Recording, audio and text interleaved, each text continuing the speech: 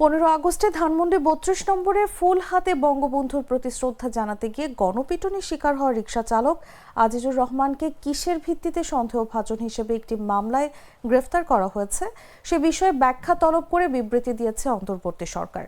আজিজুরের গ্রেফতারের বিষয়ে ধানমন্ডি থানার ভারপ্রাপ্ত কর্মকর্তার কাছে ব্যাখ্যা চেয়েছে সরকার। একই সঙ্গে ওই পুলিশ কর্মকর্তার সাম্প্রতিক কর্মকাণ্ড ও বক্তব্যে কোনো অসঙ্গতি রয়েছে কিনা তা খতিয়ে দেখতে ঢাকা মহানগর পুলিশকে নির্দেশনা দেওয়া হয়েছে। গত 2রা এপ্রিলের দায়ের করা হত্যা চেষ্টা মামলায় আজিজুরের সম্পৃক্ততার বিষয়ে তদন্ত সম্পন্ন করার ক্ষেত্রে সম্প্রতি সংশোধিত সিআরপিসি 173-এর এ ধারা মোতাবেক অতি সত্বর প্রতিবেদন দাখিলেরও নির্দেশ দেওয়া হয়েছে। রোববার প্রধান উপদেষ্টার সিনিয়র সহকারী প্রেস সচিব ফয়েজ আহমেদ অন্তর্বর্তী সরকারের বিবৃতির বরাত দিয়ে এসব তথ্য জানিয়েছেন।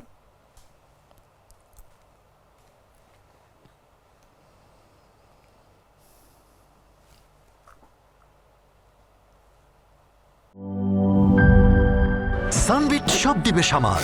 সানবিট ম্যাজিক প্রেস ডিশওয়াশিং এর মাথা ঘোরানো সলিউশন।